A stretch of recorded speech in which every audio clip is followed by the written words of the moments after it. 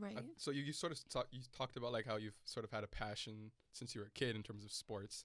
I guess we had like on-air classes in first year sport media, and we sort of talked. They sort of like not discouraged us, but they told us that there was only a handful of on-air jobs available in the industry as a whole. So like, when did you know for sure that you wanted to be a reporter and being on air?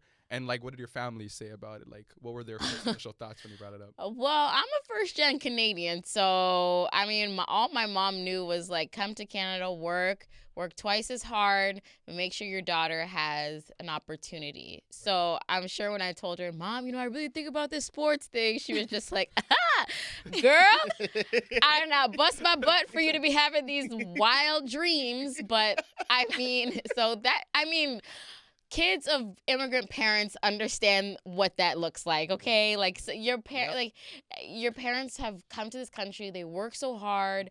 I rarely saw my mom because she was working to just make ends meet for us and to, give me a better opportunity. But then comes the better opportunity where your parents have to take a step back to be like, hold on a second, this is what I work for. And I think that was nice to like have my mom have that like that full circle moment for me of like, oh, I work this hard so my daughter can dream that big. Right. And so after she kind of came around to that, it was just support the entire way.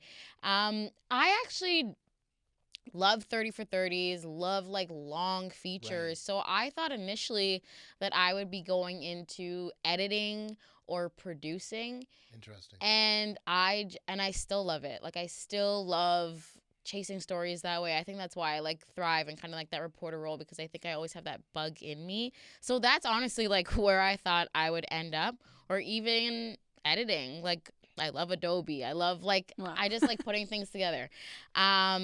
And so you can get better. And so I don't know. I think when I was in school, I was doing it. I was nervous, but I think in the back of my head, I was like, there's no way you can do it. There's no way you can do it. And because there's that little voice in my head, I didn't actually think that I could be on air.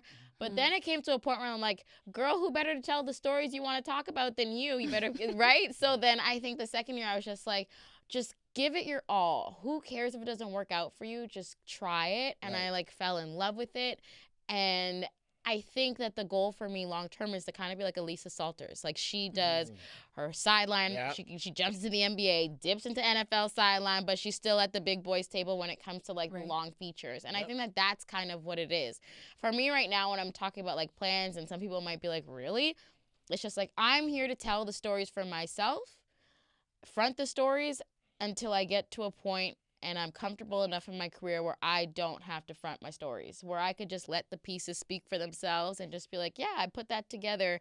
But the athlete was there to, there's a certain point where it's like you want to work as that bridge. But I think that when you're truly strong, you don't have to front everything. Right. You can just let the pieces speak for yourself. Right. And like, that's the long-term goal for me. Right. That's beautiful. I love that. And you're talking about... Oh, thank you. How you like a little eloquence on your podcast? I love it.